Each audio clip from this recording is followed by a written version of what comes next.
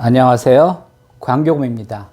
요즘 이제 삼성전자 때문에 고민이 많으신 분들이 꽤 있을 겁니다. 그래서 오늘은 제가 이제 삼성전자에 대해서 좀 말씀을 드리겠습니다. 저는 삼성전자 한 29년 이상 투자했고요. 잠깐 삼성전자가 없었던 시기도 있었지만은 대부분의 시기는 삼성전자를 가지고 있었고, 이제 지금도 가지고 있습니다. 삼성전자가 그렇게 생각보다 주가가 이렇게 꾸준히 안정적으로 잘 오르지 않습니다.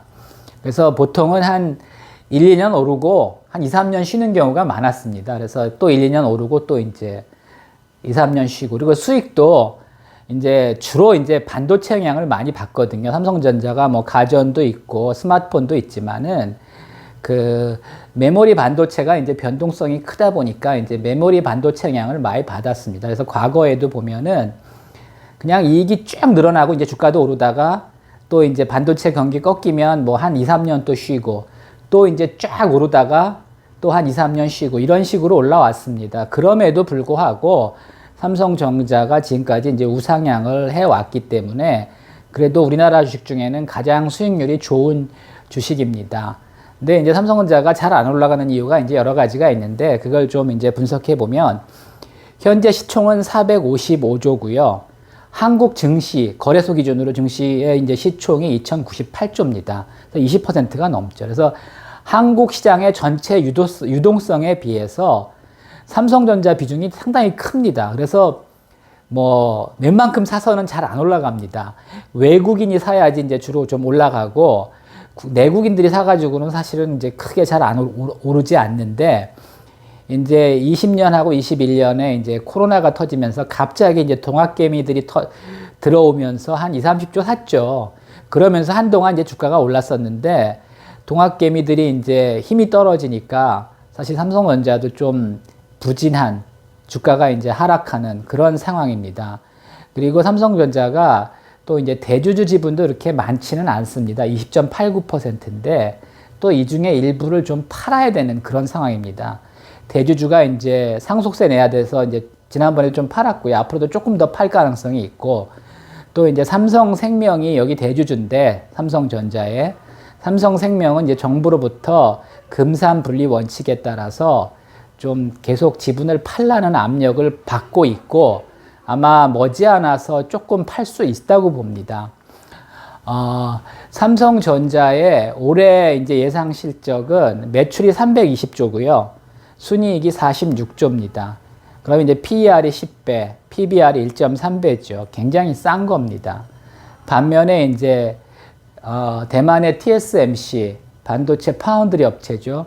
시가총액 633조고 PER은 25배입니다. 미국의 NVDA 그래픽 카드 업체죠. 반도체 회사입니다. 시가총액 708조에 PER은 60배. 그 다음에 애플은 뭐 반도체 회사는 아니지만 이제 스마트폰 뭐 그런 회사죠. 그래서 이제 3,414조, 28배입니다. 그래서 뭐 이런 업체들과 비교하면 굉장히 싸죠. 또 이제 국내 업체랑 비교하면 LG 에너지 솔루션이 이제 시가총액이 101조고 굉장히 지금 밸류에이션이 높습니다. PER이 한 50배에서 100배 정도로 보고 있고 그 다음에 SK하이닉스가 이제 82조인데 SK하이닉스는 오히려 삼성전자보다 낮습니다. 그래서 7배 정도입니다. LG 에너지 솔루션만 이렇게 그 밸류에이션이 높은 게 물론 이제 전기차 배터리에 대한 기대도 있지만은 사실은 LG화학이 이제 81.8%를 보유하고 있고요. 또 이제 공모할 때 그 락합을 건 게 아직 다 풀리지 않았습니다. 그래서 실제로 LG 에너지 솔루션이 이제 시장에서 거래가 되는 주식은 10% 정도밖에 되지 않습니다. 그러다 보니까 이제 전기차 배터리에 대한 기대는 큰데 유동 물량이 적다 보니까 이렇게 높게 평가되는 거고요. 나중에 이제 락업 걸린 물량들이 나온다면은 주가는 더 조정받을 수 있는 가능성이 높다고 봅니다.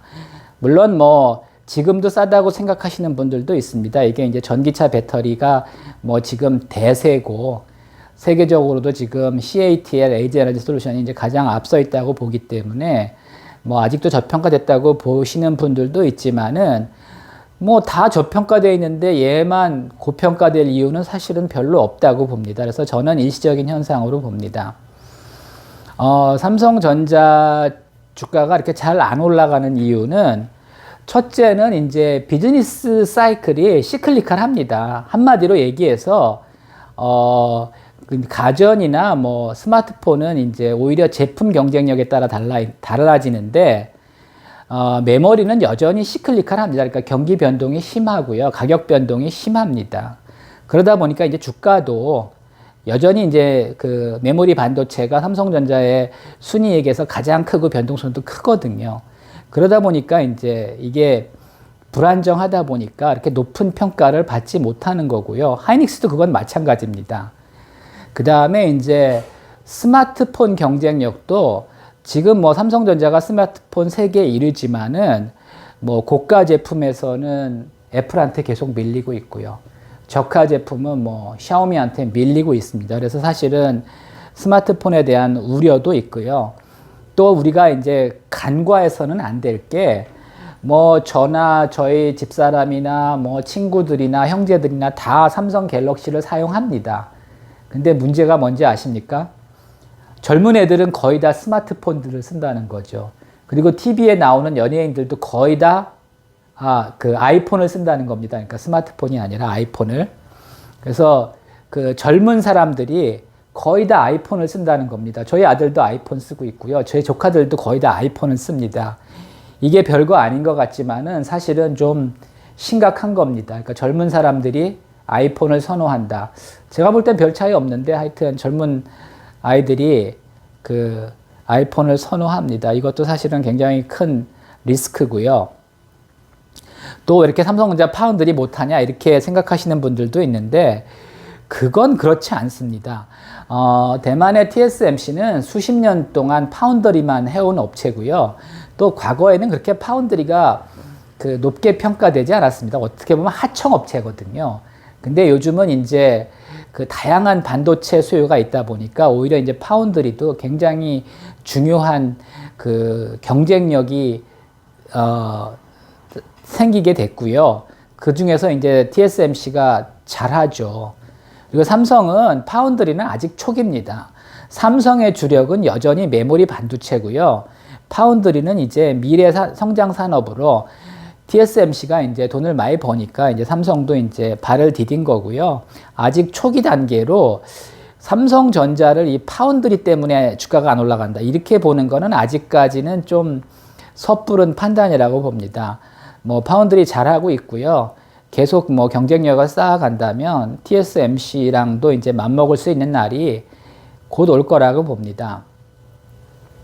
그 다음에 이제 삼성전자가 대주주들이 이제 상속세를 뭐 10조 이상 내야 되기 때문에 분납을 하고 있지만 뭐 배당 받아가지고 이거를 다 감당할 수가 없습니다. 그래서 대주주들이 지분을 일부 팔았고요. 좀 더 팔 걸로 봅니다. 그래서 이것도 주가에는 부정적이고 또 이제 삼성전자가 이제부터는 노조가 생겼습니다. 과거에는 노조 없이 경영을 했는데 이제 노조가 생기다 보니까 뭐 임금도 올려줘야 되고요. 또 여러 가지 경영 간섭도 받게 돼서 과거처럼 그렇게 고수익을 내기가 어려울 수 있습니다. 그리고 이제 근본적인 이유는 한국 사람들은 이 부동산을 더 선호한다는 겁니다. 주식보다. 저도 수십 년 동안 주식 투자를 했지만은 사실은 주식보다는 부동산이 훨씬 더 안정적이었습니다. 물론 미래에 좀 바뀔 수도 있지만 이게 이렇게 쉽게 바뀌기 어려운 거고요. 한국 부자들의 자산은 대부분이 부동산에 있습니다. 그러다 보니까 돈이 부동산으로 몰리다 보니까 주식으로 덜 가죠. 그러다 보니까 이제 한국 증시의 밸류에이션이 낮을 수밖에 없는 거고 그 중에서 이제 비중이 가장 큰 삼성전자도 그 밸류에이션이 낮을 수밖에 없는 겁니다. 그래서 그 근본적으로 한국은 이제 부동산이 잘 되는 나라고요. 주식이 좀 어려운 나라입니다. 그러다 보니까 삼성전자도 거기에 영향을 받을 수밖에 없습니다. 뭐 미국은 당연히 주식이 더 잘 되는 나라고요. 그 미국 부자들은 다 주식으로 가지고 있습니다. 이렇게 부동산 비중은 많지 않습니다. 그리고 이제 그러면 대만은 왜 그러냐? 대만은 또 우리랑 좀 상황이 다릅니다. 대만은 이제 국민당 정부가 본토에서 쫓겨올 때부터 부동산 투기를 막아야겠다 이렇게 생각을 해가지고 토지가 국유화입니다. 그리고 이제 토지가 필요한 개인들은 국가로부터 임대해서 사용합니다. 그러다 보니까 뭐 대만도 부동산 투기가 없지는 않겠지만은 하여튼 대만은 부동산 투기가 그렇게 심하지 않습니다. 그러다 보니까 이제 주식시장이 잘 될 수밖에 없는 거죠. 근데 한국은 뭐 부동산을 선호한 사람들이 훨씬 많고요. 저도 더 부동산을 더 선호합니다. 그리고 이제 가끔 뉴스에 보면 그런 주장을 하는 분들이 있습니다. 강남 아파트보다 삼성전자를 사놨으면 더 수익이 높았다. 그거는 어느 정도는 좀 결과론적인 거고요. 그 다음에 이제 강남 아파트를 대출받아서 5년, 10년 보유할 수 있느냐? 할 수 있죠. 그런데 삼성전자를 대출받아서 5년, 10년 보유할 수 있냐? 이거 어렵습니다. 저는 대출 없이도 살 수 있지만 삼성전자를 가지고 있지만 삼성전자를 그렇게 많이 가지고 싶지는 않습니다. 그러니까 많이 보유하고 싶지는 않습니다. 지금도 삼성전자 가지고 있지만 그렇게 제 그 자산에서 차지하는 비중이 크지는 않습니다. 그러니까 삼성전자 좋게 보지만 이거를 대출받아서까지 사놓고 싶지는 않습니다.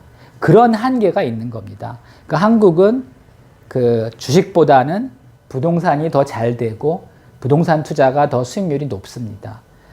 그 반면에 이제 주식은 굉장히 이제 어렵습니다. 그러다 보니까 자꾸 뭐 이상한 그 투자를 하는 사람들이 더 많습니다.